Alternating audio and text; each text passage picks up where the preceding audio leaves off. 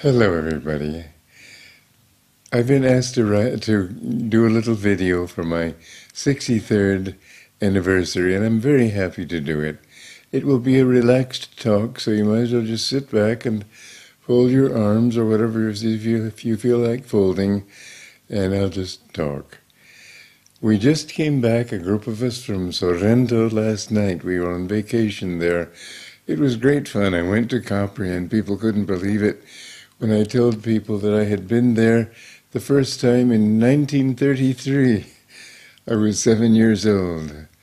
It's been a long life, and I'm very grateful for it. So many things have happened. It's been a dramatic life in many ways, but this is my 63rd year of discipleship to Master. God has guided me all this way. Sometimes I've stumbled. I remember a vision that Daniel Boone had. He was given to visions. It was very interesting. He fell from the path, but he had enough good karma to try to hold him onto it. And in one of these visions, he saw the disciples all running. Master was in a big light, and there were disciples running toward it. And he said sometimes somebody would stumble and fall, and sometimes it would take them a little while to get up. And I said, did they all fall? He said, oh yes, they all stumbled and fell, but they'd get up and they'd just walk a little and start to run again. He said 4 people went into the light, and I was very happy that I was one of those 4. It was like a painting that I did when I was 12, and it was 4 people going into a light. Same idea, some sort of a strange something or other in my life that has done that. My earthly family was not really my family, and yet it was my family. There's a bond there, but God has, when I wanted God, He took me from that. Even at the age of 9, He sent me away from there. It was very difficult. I was 9 years old. That's not an easy age to be sent to another country. I didn't speak French, but I had to be sent there for my health. And I've been weaned in that way from a family life. Then I had to be weaned from SRF. And I don't think I'll have to be weaned from my own little family here. But my earthly family, I love them. They're fine people, and I've been grateful. Except for one cousin who was not such a good person. I guess every family has to have its black sheep. All of them have been noble people, and I'm grateful for them. I would love to have had them follow me on the path. They have not. 1 or 2 are starting to come in this direction. That's fine. But I remember what Master used to say. He'd quote Jesus, "Who is my father and mother and brother and sister but those who love God?" My brother Dick, a wonderful man. He's had his success in the world, and I'm proud of him and grateful for it. But I've tried to show him how it just makes so much sense to seek God. And he said it may be very fine, but I'm just not interested. And he's seeking God in his way. And my brother Bob, he always had an intense sense of rivalry with me. I remember when we were 12, I was 12, he was 10. And we were in Holland, living for a month in The Hague. And I remember a song he sang to me one day. It was a pretty nice song, actually. "Donald dear, is it quite clear that I have won the day, that I have won the day? So don't you realize that I have won the prize? Oh, Donald dear, is it quite clear that I have won the day, that I have won the day?" And so it went all our lives, but we loved each other in our way, and he was loyal to me when people attacked me, and I'm grateful for him. He didn't have any interest in philosophy. When I was sitting at a party one time, I had a bottle of water, which I had ice in, and let people think it was gin. It was a cocktail party, and I was sitting talking with somebody. He came over and said, "What are you talking about?" And I said, "About philosophy." "Philosophy, yuck!" And he went like that. So anyway, you're given the family that God gives you, but they're noble people. And I would like very much someday to see that my life, it is said in the Indian tradition that when one member of a family gives his life to God, I'm not interested in familial things. That's why I couldn't remain married to Rosanna. She wanted me to think of her. I was interested in serving Master. I didn't want to serve her. And that's what my whole life has been dedicated for.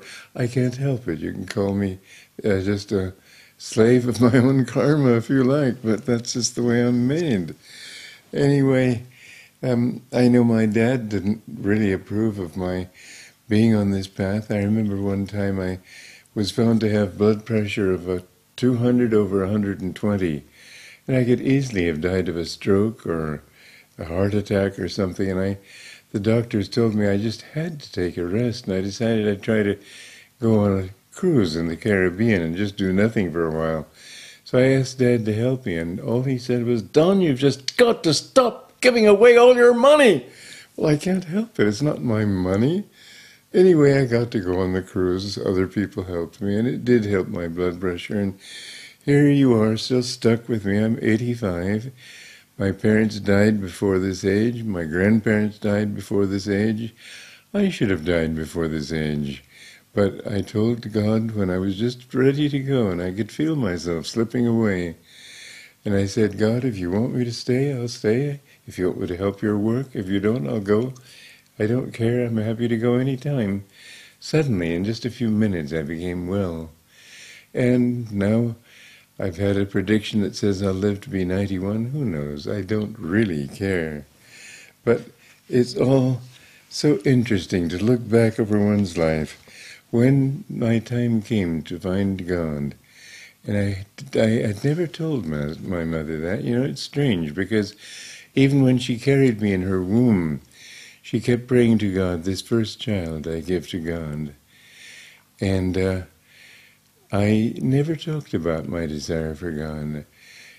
When an aunt of mine, Aunt Aline, came to see us in New York State, she said, "I bet Don ends up in a seminary." And Mother said, "Oh, not Don." But all the time I was thinking, how can I find God? How can I find God? And my father was sent by God to Egypt. The day I put my mother on the ship was the day I went uptown New York and found Autobiography of a Yogi. It completely changed my life. And as I crossed the country, my one desire was to find God and to help everybody to find Him. And that has been my motivation all my life. I've really had no other motivation. So I must admit, I'm envious of those people whose families do come with them onto the path, but I'm grateful for what I have. I've had to stand alone in this life.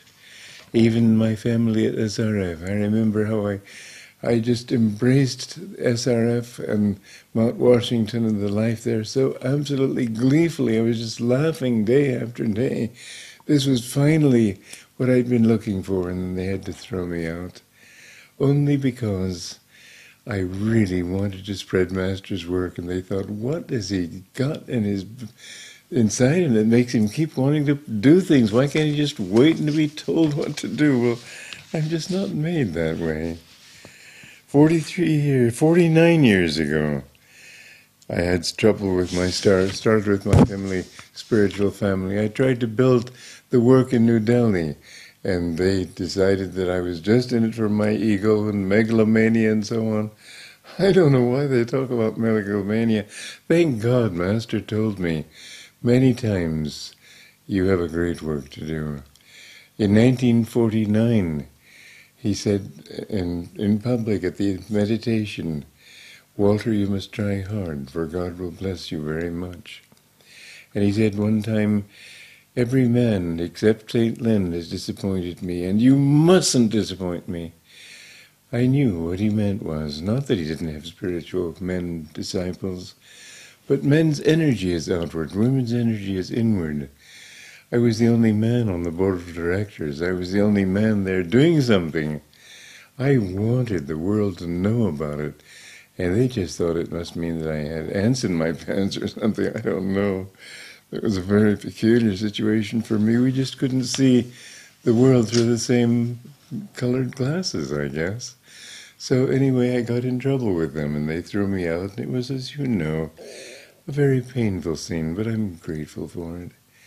I'm grateful because it freed me to do the things that Master himself had told me he wanted me to do. And he did not tell me you must follow Daya. He told me I had things to do of my own. He told me I had books to write. I said, haven't you written everything that's needed? He said, don't say that. Much more is needed. He said he wanted me to edit and to lecture. Well, I was lecturing already. But I've had to have a completely new take. You know, it's a very interesting thing. When I first heard him talk about William the Conqueror, and having been William the Conqueror in a former lifetime, I didn't really cotton to that one very well because I'd been brought up in the English system. And I'd always learned to think of William the Conqueror as one of history's great villains. But I certainly made an effort to study his life. And in fact, Catherine Carnaby, I asked her to write a history of his life, and she dedicated 10 years of intense research, and it's a wonderful book, 2 Souls, 4 Lives. It's a great book. But it came to me one time that I was his son Henry, and her book makes a very strong case for my having been he. Well, in his case too, there was the battle of his father gave Normandy to Robert Curthose, England to William Rufus, and to Henry, he gave a whole bunch of silver. And Henry said to him, but what am I to do with this silver? I have nothing to spend it on. He could have made him an earl, a duke, or something. He didn't. And on his deathbed, Henry said to him, but what am I to do with this money? And William said to him on his deathbed, don't feel too badly. Someday you will get both of these. And in fact, that's how it happened. And in the end, Duke Robert in Normandy decided to try to destroy Henry again. And Henry came in and beat him at the Battle of Tashbray. And from then on, he had both Normandy and England. I have sometimes wondered, this year I am coming out very shortly now with the biography of Yogananda and Restoring the Legacy. Let's see what that does. I really think something might happen. If it doesn't, I don't care. But I would love to see Master's work united, and I would like to see united in his spirit, as I don't feel it is right now. I feel that they've gone astray, as you will see in that book, Rescuing His Spiritual Legacy, that I feel that they've gone away from it in many very important ways. Well, just a minute, I want to go. I've got my notes here, and I'd like to read these notes, but I don't seem to have them quite in order. And never mind, this is a very informal talk, so just bear with me.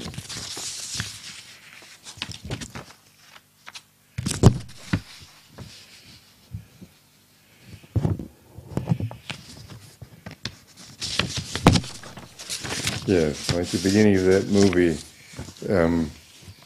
Fair to Remember, or they have this man in England on the BCC, and there you have it. So anyway, 49 years ago, I began Ananda. Tara had a massive stroke that year, and 2 years later she died. But 42 years ago, we had our dedication on the 4th of July. Ananda's been around a long time ago. I'll be having a launch in Rome next weekend. 40 years ago, the launch will be for my book in Italian on education for life. 40 years ago, we had our first school we began, Education for Life School. 30 years ago, I wrote my first and published my first book, my book, Education for Life, which is now coming out in Italian. I've written 150 books. I admit that's cheating a bit, but you know, when we submitted the 26 lessons on success and happiness, the copyright office demanded that we got a copyright for each of those 26 lessons. So I said, okay, well then we'll call each one a book. So if you accept that little fudging, it's about 150 books, and I haven't counted exactly. It's just more fun than anything else. I've written over 400 pieces of music. You know, it's interesting. Master said that he was also a ruler in Spain who helped to drive the Moors out of Spain. And Jayadev, one of our members here in Italy, by the way, the scene behind you is from my house here in Italy. And Jayadev did research and found that it must have been Fernando III of Castile Leon. And I believe I was his son Alfonso. Alfonso also wrote 400 pieces of music, over 400. And there are many ties in it. It's a very interesting thing. It's more fun than anything else, I suppose. But anyway, I've written 400 pieces of music, more than that. And I think that they have done some good in this world. It's a different kind of music. Not classical, not popular, not anything. But I believe that it will help to change people's lives. I've taken 15,000 art photos. I've had TV and radio programs to every day to millions and millions of people, and I'm just doing them now that will go out to English-speaking countries all over the world. And I've had a fulfilled life, and I'm very grateful for it. But I don't really feel I've done anything. It rests very lightly on my shoulders. I feel I'm just a little child, sort of wandering around looking at this beautiful museum, which is this world. Last year, Agastya, I went to that reading that was supposed to have been written 5,000 years ago, and it told me I would be making movies. Okay, so I'm making movies. It seems like there are 3 in the works right now. And this last one that I would love to see done that isn't in the works yet is The Time Tunnel. I think you all will love that book when it comes out. It's something I wrote in 2 weeks, but it's children going forward and backward in time. It's a fantasy, but it teaches deep teachings in a deep way, but in a simple, childlike way. Henry was this way too, Henry I. He was not an orator.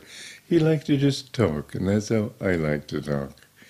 And sometimes I tell jokes, and I don't mind just breaking in and going off the subject and wandering back, but it somehow seems to work. It's been a dramatic life in many ways. I've come close to dying many times.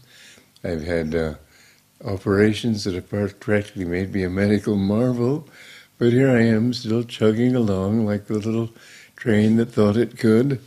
And you know, the one who was coming up this little slope, I think I can, I think I can, I think I can, I thought I could, like that. And so in this life, I'm grateful for everything. I've had ups and downs.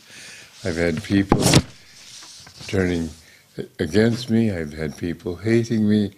I've had people loving me. I've been expelled by one family. You know, when my brothers got married, I did feel very badly for that my Daya wouldn't let me go for the wedding. It didn't seem right to me, but I had to be obedient and I had to be loyal, and so I didn't let them know that I hadn't been allowed to go back. So, dear brother, if you remember that occasion, then forgive me for that. Anyway, the struggles have been worth every bit of it. I got a letter. I sometimes get these little mash letters from people who tell me that there's no hope for me spiritually. I got one recently telling me that I was doomed for several incarnations, and just the other day while I was on vacation I got a letter saying, what about your Swami vows and so on. So I wrote a letter in answer to that person, and I thought maybe I would read what I wrote here, because I think it's something that will tie in with many things that I feel, in taking stock of my life, are worth sharing. Dear Irina, if that's his or her name, I don't really know. It seems like it's an anonymous letter to me. I have received both your emails, but was on vacation until this evening. Couldn't send emails out and still can't do so. But I will contrive to get this letter to you somehow. I don't know what possible interest you could have in these things. In fact, I think you must be someone in SRF trying to prove something against me. Well, never mind. I am willing enough to answer you as best I can. It may be good for me, too, to take stock of my own life. I took my Brotherhood vows from Dhyamata in 1955. They were formal vows, but were not clearly linked to any of the Shankaracharya branches. In 1958, the Shankaracharya of Govardhan Math affirmed that the sannyas Dayat had given me was acceptable in the Swami order, and that he was empowered to make Swamis in the Giri order, even though his own order was Tirtha, his name was Bharati Krishna Tirtha, but the Giri order to which our Guru belonged. I was myself present at that ceremony and was included in it. It took place in Sri Yukteswar's Samadhi Mandir, where he is buried, in Puri, in India. In 1985, for reasons that others may question but that I felt were right, I married Rosanna Golia in order to break down the barrier that continued to exist at Ananda between renunciates and householders at Ananda. At that time, I asked Dhyamata to dispense me of my Brotherhood vows. When she did so, I said to her that occasion as I knelt before her, I am still a sannyasi at heart. Some years later, I simply couldn't stick to married life. It just wasn't for me. Rosanna wanted me to live for her, and I had to tell her my life was completely dedicated to serving Master. When I returned to India, I went to Rishikesh and sought some means of becoming reinstated as a Swami. A saint there told me, once a Swami, always a Swami. You can't be reinstated because you are still a Swami. It was true, and after one more effort I simply accepted that verdict. But am I a Swami of the Giri order? I think so. I'm not wholly sure. Here are the points that I see as important in my mind. 1. I have never desired nor been attached to money. 2. I have absolutely no desire for alcohol or drugs. 3. Sex means nothing to me. 4. Fame means nothing to me. 5. Name equally means nothing. 6. Possessions mean nothing to me. I could lose and have on more than one occasion lost everything. Nothing belongs to me anyway. Pain and pleasure mean nothing to me. I've endured great physical pain many times, and have simply diverted my mind from it. I am equally indifferent to both suffering and delight, for I see both as simply masks for the eternal bliss. I live by Master's philosophy. What comes of itself, let it come. Public disgrace, which I have had to endure, I have endured calmly. Telling Divine Mother, if you want to demolish my whole life's work, I accept your will without flinching. It's not my work, it's yours. That many people have viewed themselves as my enemies, I accept as my karma. Sathya Sai Baba said to me once, it's only selfishness and jealousy.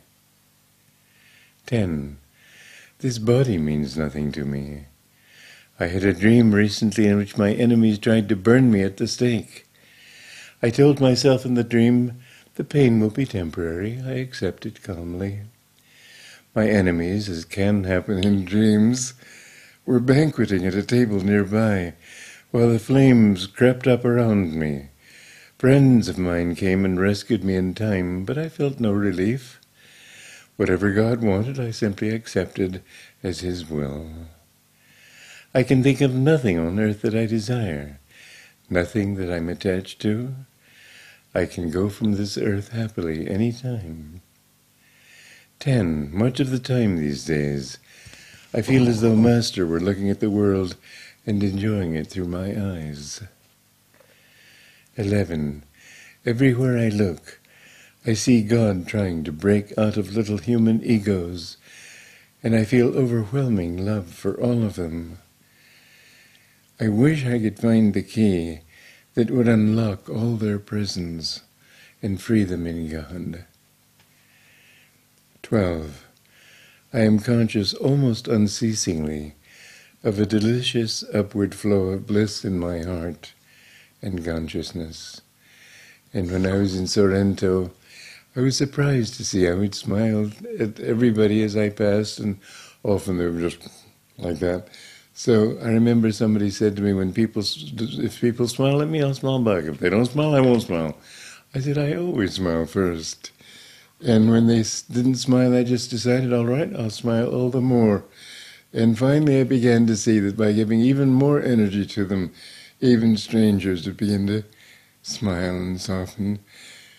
I really have this longing to be able to find that key that will unlock their egos and help them to realize that they too are God. Remember Jesus when the Pharisees accused him for saying that you and your Father are one. He said, don't the scriptures say, ye are gods, all of you. Everybody is a sleeping God. And I can't help that feeling. I really feel no need to affirm my Swamihood. I'm trying to get out of all self-definitions.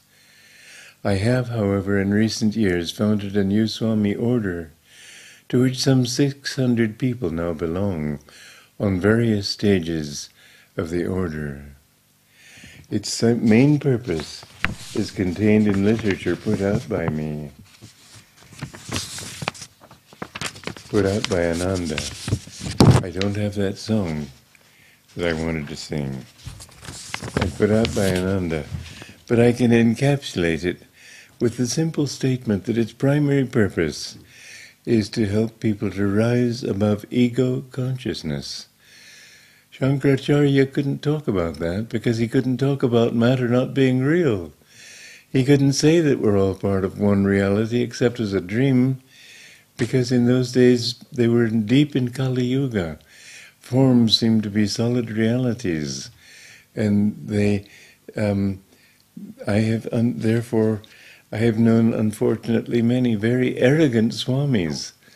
I have known swamis who set themselves above people. Master himself, I remember deploring a time when he was in the Himalayas and seeing these people, because they were renunciates, and householders would bring them food, and they would look down on the householders who brought them food for having to go out and earn food. This is ego. The main thing on the spiritual path is to give up this sense that I am different from you. We are all part of God's great dream. I hope our Nayaswami order, which embraces people in all religions, Catholics, Muslims, it doesn't matter. They're all welcome to join this Nayaswami order. Naya means new Swami order. And get rid of this paramount sin, which is the thought, simply the mistake of thinking that I and you are separate from each other. Jesus said, love your neighbor as yourself. Why? Because he is yourself. And so I've signed this letter with blessings and love, Swami Kriyananda. Let me sing. I've sung this to you before, but it's a song that came to me recently. I was watching the movie Come to the Stable. It was done in 1949, a beautiful movie. But they had a melody there, and these words came to me, and I've sung it for many of you before, but many also will hear this song for the first time, and it really expresses my mood after my 63 years of discipleship, for which I am untiringly grateful. So let me close it by giving you My love, yes, and then singing you this song. Through a long and sleepless night, I've whispered your name. Through the pains and joys of life, I'm always the same. Tempt me no longer, this world's not for me. I have known all its charms. Fold me now in your arms. Make me free. Lifetimes have passed. I've called out to you through hope and despair. Lifetimes I've known the goals that I sought awaited nowhere. Help me remember there's one goal alone. All I am is you. All I am is yours. All I've done is yours. I'm your own.